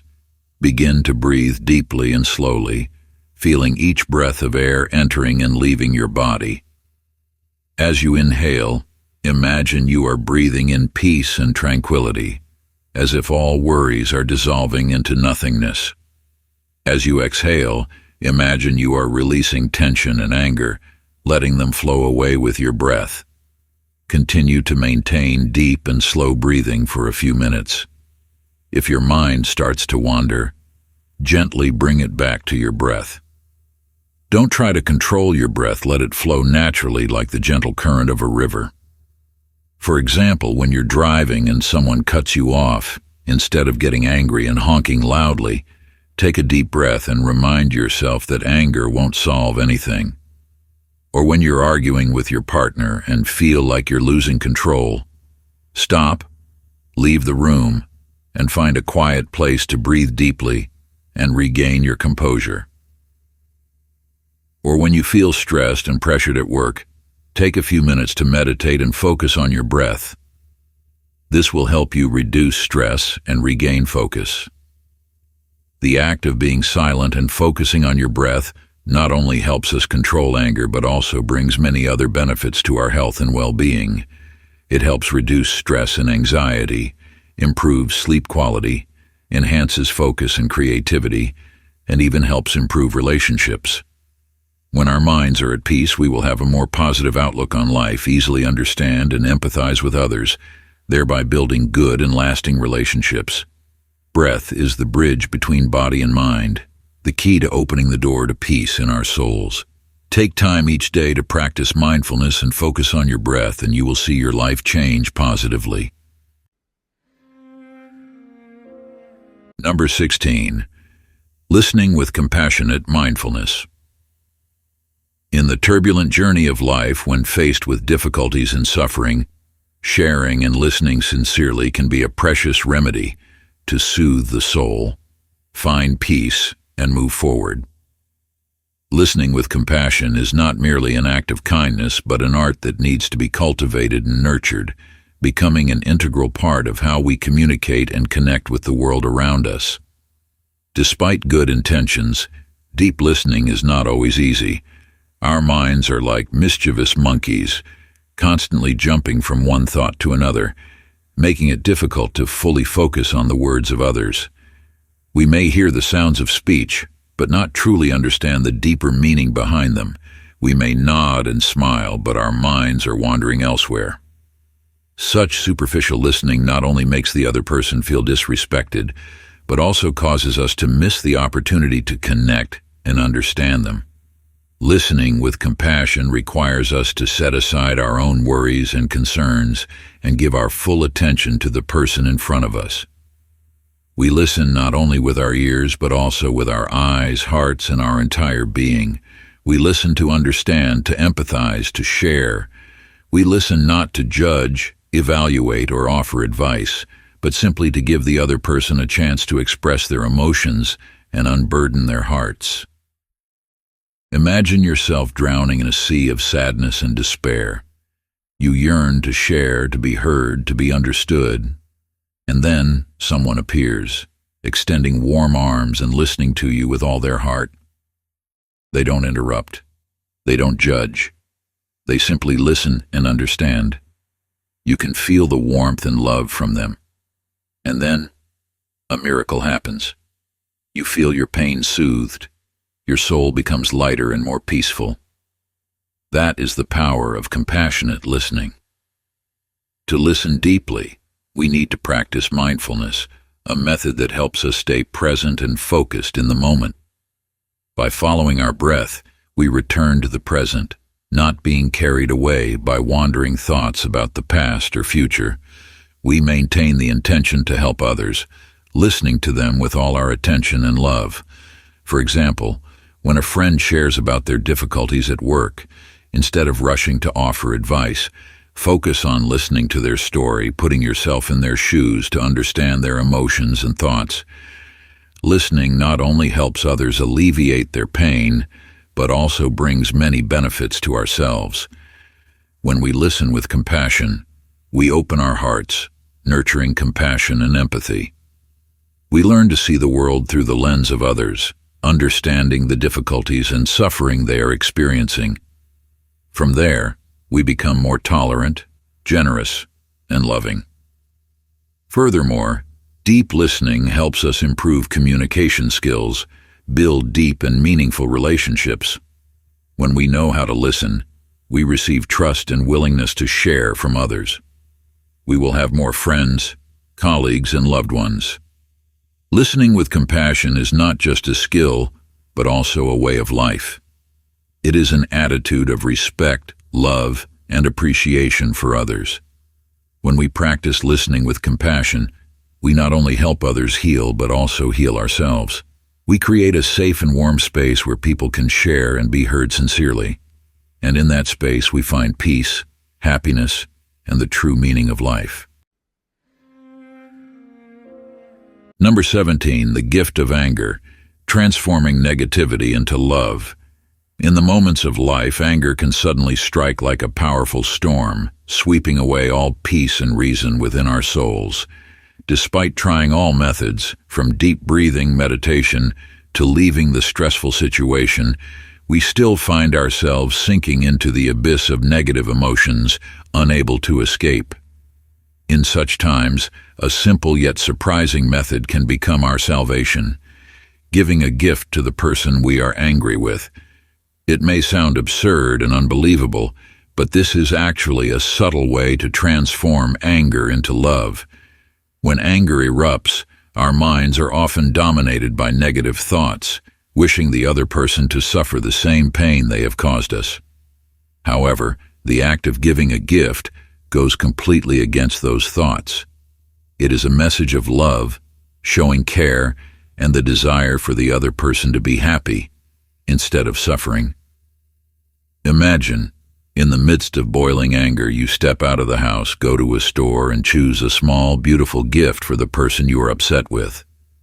It could be a sweet chocolate bar, a good book, a bouquet of fresh flowers, or anything you think they would like. This action requires you to temporarily put aside negative emotions, focus on the good qualities of that person, and think about the joy the gift will bring them. Instead of focusing on their mistakes, you will recall the beautiful memories, the happy moments you have shared together. This process helps you see the situation more objectively, shifting your perspective from negative to positive, thereby calming your anger and opening the door to forgiveness. For example, you are very angry because your partner forgot your anniversary. Instead of blaming and arguing, you could buy a small gift, such as a lovely cake, and give it to your partner with a loving message. This action not only helps you soothe your anger, but also makes your partner feel warm and grateful, making it easier for both of you to talk and resolve the issue. Or, if you're annoyed because a colleague didn't finish their work on time, instead of scolding or criticizing, you could buy them a delicious cup of coffee and give it to them, along with words of encouragement and motivation. This will help reduce tension in the relationship and create a more positive work environment. Another example, when your child breaks your favorite vase, instead of yelling, "Stay calm," and give them a new toy they love. This will help your child understand that you still love them even when they make mistakes, while also helping you control your anger. There is no need to wait until you're angry to buy a gift.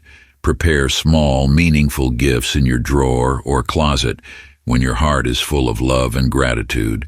And when anger strikes, take out the gift and give it to the person with a sincere smile. You will be surprised by the wonderful effect of this method. Giving gifts is not only a way to soothe our own anger, but also a way to show love and care for others. It helps heal cracks in relationships, bringing joy and happiness to both the giver and the receiver. By giving gifts, we are sowing the seeds of love and kindness, contributing to a beautiful and happy world. Number 18.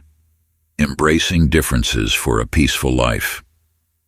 In the colorful tapestry of life, each of us carries a unique worldview shaped by diverse experiences, values, and beliefs. This diversity enriches human society, but it also serves as a breeding ground for disagreements and conflicts. Stoicism, an ancient school of philosophy, serves as a guiding light, teaching us how to accept differences and find peace amidst life's constant changes. Marcus Aurelius, the renowned Roman emperor and philosopher, once said, "You have power over your mind, not outside events.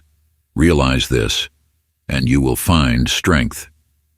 This teaching reminds us that while we cannot control the thoughts and actions of others, we can absolutely master how we react to them. Imagine strolling down a bustling street. Each person has their own pace and purpose. Some walk leisurely, some rush, some stop abruptly, and others meander. You cannot force everyone to follow your lead or adhere to a common rule. Persistently imposing your will on others will only lead to frustration and anger. Similarly, in a debate, each person has their own perspective and reasoning.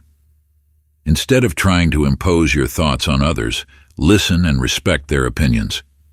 Instead, open your heart to accept that differences are natural and inevitable. Learn to adapt to unexpected situations, respect the choices of others, and find ways to harmonize with them. As Epictetus, another Stoic philosopher, said, "It's not what happens to you, but how you react to it that matters." For instance, when encountering someone with an unpleasant personality, instead of getting caught up in negativity, remain calm and try to understand the reasons behind their behavior. Perhaps they're having a bad day or carrying personal burdens. When we accept that we cannot control everything, we liberate ourselves from unnecessary burdens. We will no longer feel angry or disappointed when things don't go as planned. Instead, we will learn to accept what is beyond our control and focus on what we can change. Consider the example of Socrates, a great philosopher of ancient Greece. He was unjustly sentenced to death, yet he harbored no resentment or anger. Instead, he accepted his fate with calmness and serenity. He told his friends that death was not something to be feared, but a release from the constraints of the body. Similarly, Nelson Mandela, who endured 27 years of imprisonment for fighting against apartheid, never succumbed to despair or hatred. He transformed his years in prison into an opportunity to learn, grow, and become a symbol of reconciliation and forgiveness. Stoicism does not teach us to become indifferent or insensitive to life's injustices and sufferings. On the contrary, it teaches us to face difficulties with courage and resilience. It teaches us how to find meaning and purpose in life, even when confronted with great challenges. For instance, when losing a loved one, instead of dwelling in sorrow, cherish the beautiful memories and continue living a meaningful life as a way to honor and remember them. When we learn to accept differences and let go of unrealistic expectations, we open the door to peace and happiness. We will no longer be caught in the whirlwind of anger, resentment, and disappointment. Instead, we will be able to enjoy life more fully, cherish every moment, and spread love and kindness to everyone around us. Remember, we cannot change the world, but we can change the way we see it. And when we change our perspective, we change our entire lives. Mr. Jonathan, a successful businessman renowned for his vast wealth and luxurious lifestyle, was always concerned about raising his only son, Alex. He worried that Alex, growing up in the lap of luxury, would not understand the value of simplicity and true happiness. One day, Mr. Jonathan decided to take Alex on a visit to a small village nestled deep in the countryside. The village was impoverished and lacked basic necessities, but the people there lived in harmony, love, and support for one another. Father and son walked along the bumpy dirt road, passing through golden rice fields. They stopped at a small, simple house with a thatched roof and cracked mud walls. The owner, a weathered but kind farmer, warmly invited them in for a drink. Alex curiously looked around the empty house, furnished with only a few old pieces. The modest meal consisted only of boiled vegetables and braised fish, but everyone ate happily and chatted animatedly. Alex noticed the sparkle of joy and contentment in their eyes, something he had never seen at his family's lavish parties. After returning home, Mr. Jonathan asked Alex, "How was the trip?"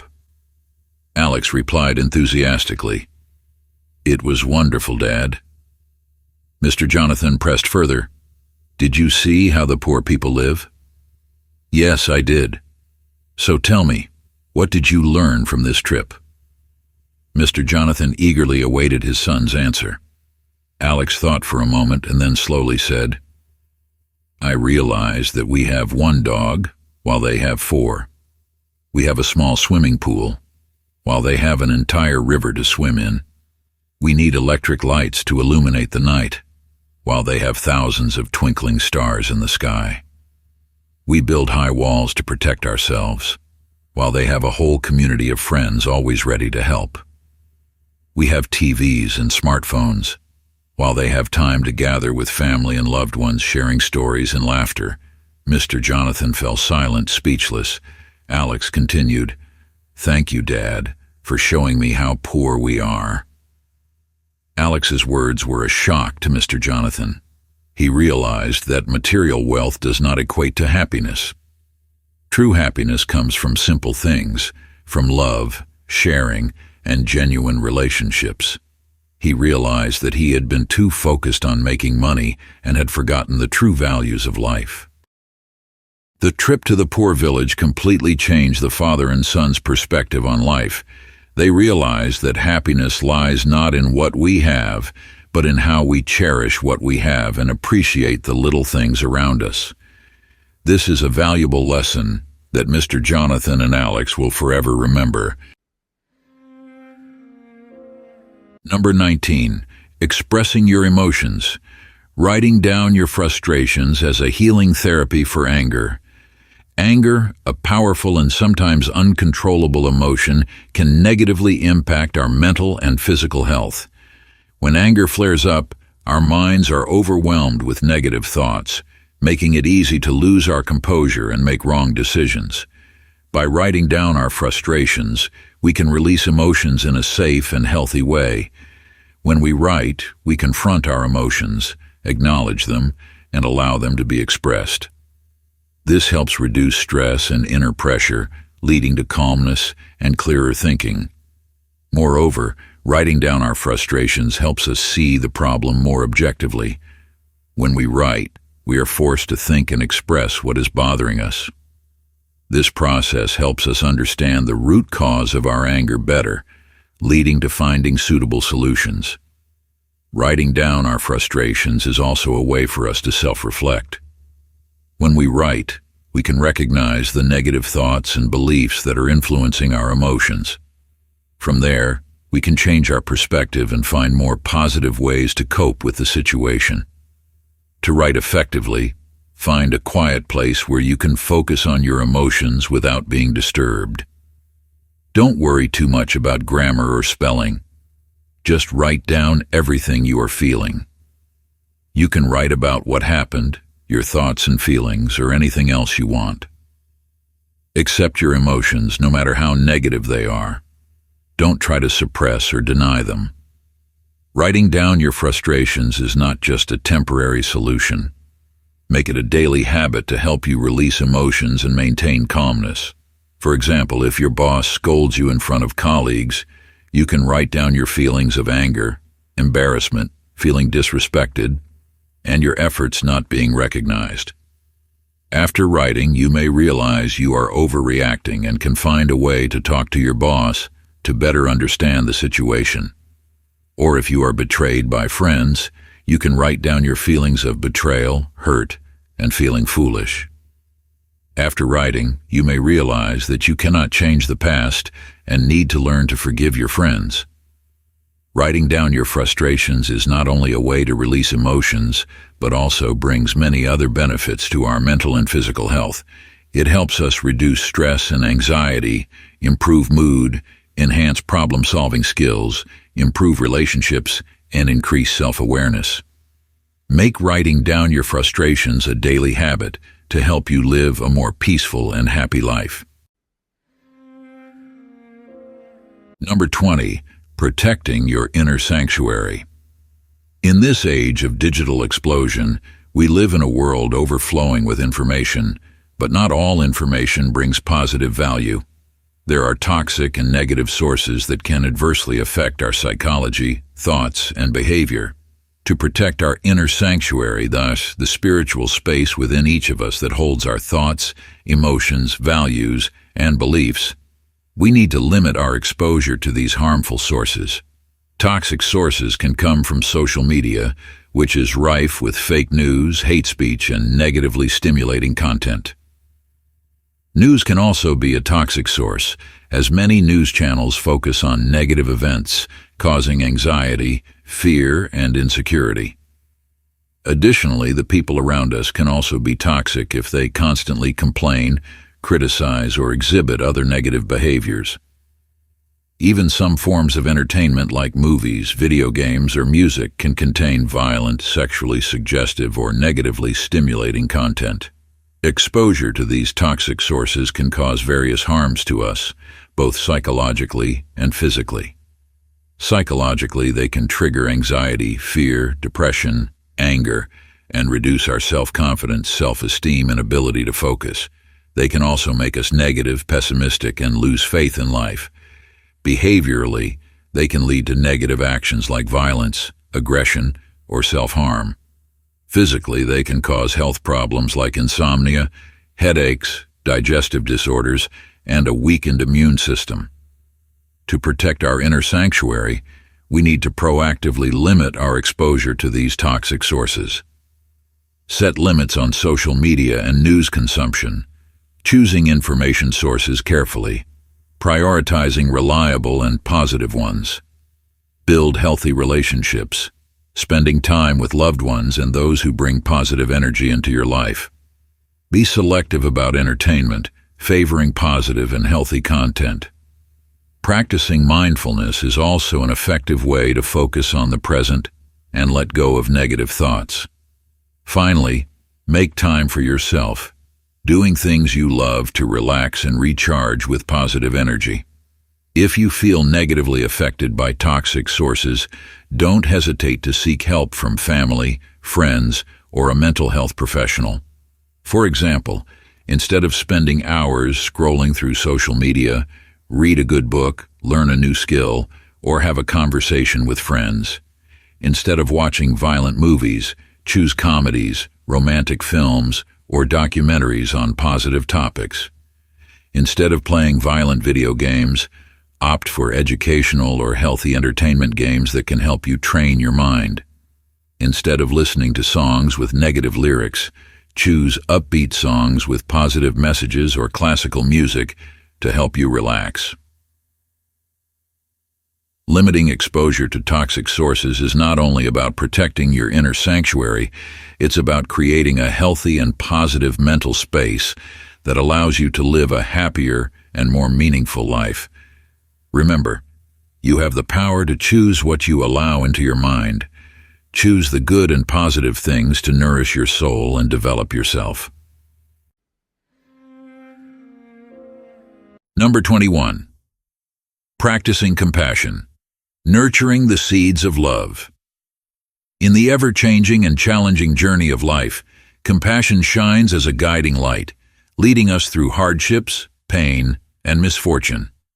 It is a noble quality, an inner strength that helps us connect with one another, understand and share the joys and sorrows of life. Nurturing compassion not only benefits others but also helps us find peace, happiness, and the true meaning of life. Compassion is a harmonious blend of empathy and the desire to help others escape suffering. It is the ability to deeply empathize, to feel the pain of others as our own, thereby awakening the desire to act and offer assistance.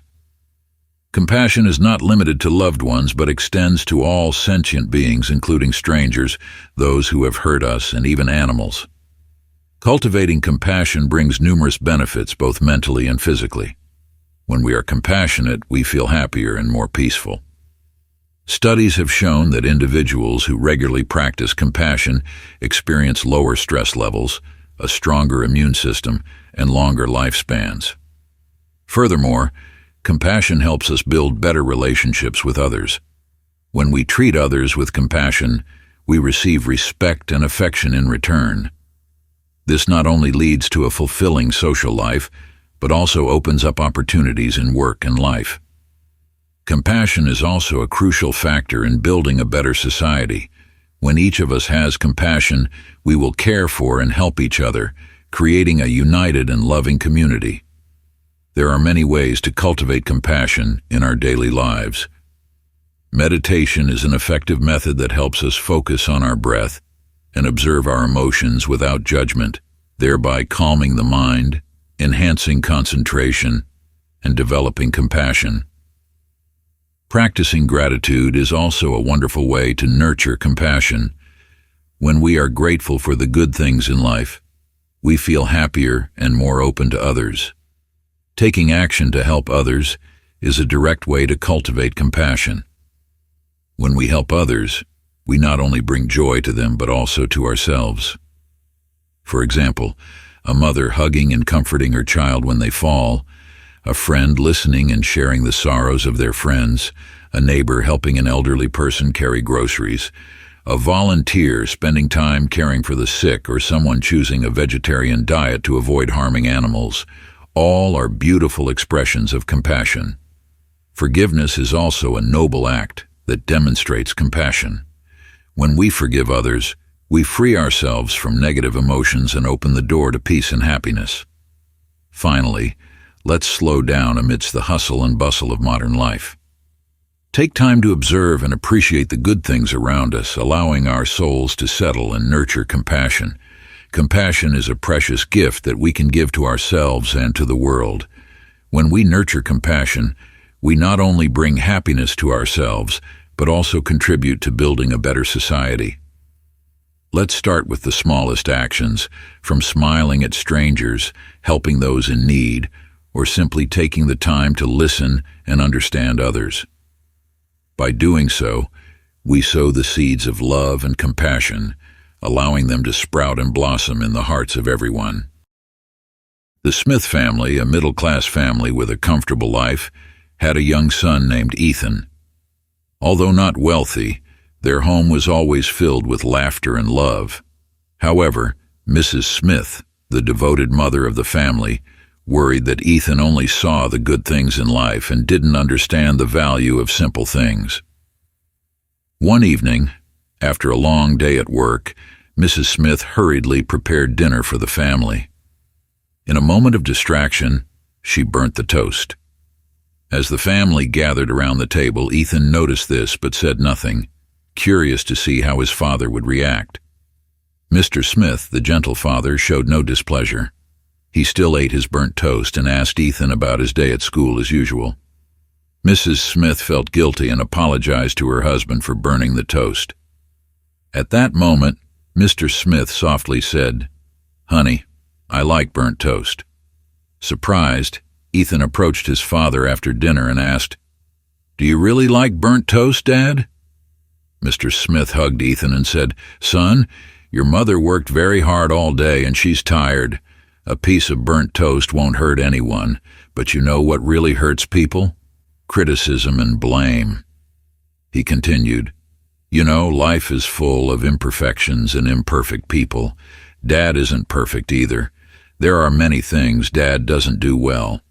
But the most important thing Dad has learned over the years is to accept the mistakes of others and choose to support their differences. That's the key to building a healthy, mature, and lasting relationship." Ethan understood that love and empathy are more important than any material possessions.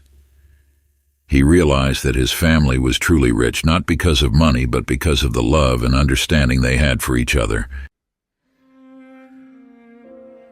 Number 22, learning to let go.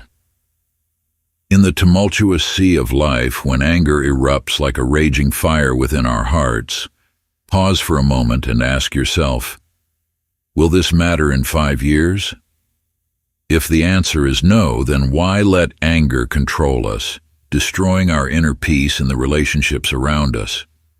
Reflect on the issues we face, whether it's a harsh word, a disrespectful act, or an undesirable event. Compared to the significant challenges life can bring, these things are truly trivial. Remember, you are not alone. Many have faced similar or even greater difficulties. They have overcome them, learned to accept and forgive. So why can't we, instead of letting anger consume us, learn to perceive things more gently? Focus on the positive aspects of life, on your goals and dreams. Spend time with loved ones. Pursue your hobbies and passions. When our souls are filled with good things, anger will naturally dissipate. Remember, we are just a small part of this vast universe. Our problems, no matter how big, are just a grain of sand in a vast desert. When we realize this, we will see our ego as small and insignificant. From there, we will learn to let go, forgive, and live a peaceful, happier life. Letting go does not mean we accept or ignore wrongdoings, but we choose not to let them affect our mood and life. Just as we cannot stop dark clouds from coming, we can choose not to let them obscure the sunshine in our hearts. Letting go is a process, not a one-time act. It requires patience, focus, and courage. But when we learn to let go, we will feel relieved and freer than ever. We will be able to enjoy life more fully with an open mind and a heart full of love. Think about the times you've been angry and regretted it later. Did those anger outbursts bring you anything good? Or did they only make you more tired and miserable? If you can look back on the past and see the consequences of anger, you will understand that letting go is a wise choice. Letting go is not easy, but it is a skill we can learn. By practicing mindfulness, meditation, or simply taking time to reflect on life, we can gradually let go of negative emotions and find peace in our souls. To illustrate, let me share a story about a woman who was the CEO of a company. One day, while busy cooking in the kitchen, she heard her 4-year-old son's voice from the living room, filled with worry and fear. "Mom, Mom, come out here quickly." Hearing this, she rushed out and found her son's hand stuck in a vase, unable to pull it out. He was crying loudly from the pain. She tried to help her son pull his hand out of the vase, but after several attempts, it wouldn't budge. Seeing her son crying and his hand hurting, she panicked and ran to get a hammer, carefully smashing the vase. It took a lot of effort for her to help her son pull his hand out of the vase's mouth. At that moment, she saw that his tiny hand was clenched tightly, unable to relax. She was panicked again, worried that his hand was stuck in the vase for too long. After massaging and carefully loosening each finger, she breathed a sigh of relief. His hand was fine, and in his tiny palm, he was tightly holding a 50-cent coin. This made her laugh and cry at the same time, because the vase she had just smashed was an antique worth over 100 million dong. It turned out that the mischievous boy had put the coin in the vase. When he wanted to take it out, his hand clenched to hold the coin, making it impossible to withdraw his hand. She asked her son, "Why didn't you relax your hand and drop the coin? That way you could have pulled your hand out and I wouldn't have had to break the vase." "Mom, the vase is so deep. I was afraid that if I let go, the coin would be lost," the boy replied. The message from this story can help many of us reflect on the act of letting go in life. Although this story happened to a 4-year-old child, in reality, this phenomenon is quite common in adults. Many people are trying to hold on tightly to what they have in their hands, and in the end, they fall into the situation of losing the big for the small, even causing unnecessary tragedies.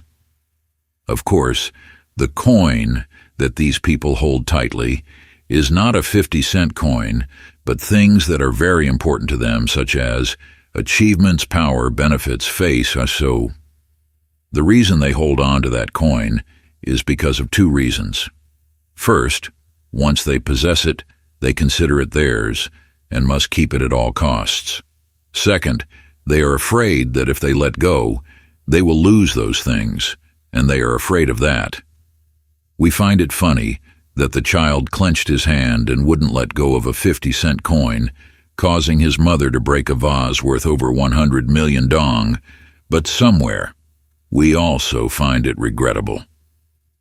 But have we ever held on to one or a few coins, refusing to let go, and then missed out on bigger opportunities and development, even causing unnecessary tragedies? In reality, letting go is a philosophy and an art of living. We are in a complex society, facing difficulties and challenges, so how can letting go be easy? Some people can let go, move on, and then they can move towards the path of success. Some people, because they cannot let go, write their own failures in life. Only when we understand what letting go means can we go further. Life experience tells us that the harder it is to let go of things, the easier it is to lose them. The more we want to hold on, the easier it is to slip away. The biggest suffering in most people's lives is not being able to pick up or not being able to let go. Understanding what letting go means is the path to happiness and also the right choice. Learning to let go, the path will become wider and wider, and life will go further and further. Our decision to let go happens in a split second, after a thought. Maybe we have to let go to gain. And this, we need to learn for a lifetime, because it is a form of wisdom, a high state of mind. Anger, a natural human emotion, can sometimes become a storm that sweeps away the peace in our souls. It can make us lose our reason, say hurtful words, and hurt those around us. However, if we learn to control and transform anger, we will find true peace and happiness. Remember, anger is not a solution, but merely a reaction. It doesn't help us solve problems. It only makes things worse. When anger arises, take a deep breath, calm down, and look at the problem objectively. Ask yourself, what is truly important? Is this anger worth sacrificing my peace and happiness? Instead of venting anger on others, find ways to release emotions healthily. You can write in a journal, exercise, listen to music, or simply spend time with loved ones. When our souls are filled with positive things, anger will naturally dissipate. Remember, we are not perfect. Everyone makes mistakes. Instead of criticizing and condemning, learn to forgive and empathize with others. When we open our hearts to others, we also open our hearts to ourselves. If you find this video helpful, please like and share to spread this positive message to everyone. Don't forget to subscribe to our channel to not miss our next videos, where we will explore ways to manage emotions and live a more peaceful and happy life. Have you ever experienced anger and regretted it later? What did you do to overcome it? Please share your thoughts and experiences in the comments below so we can learn and grow together.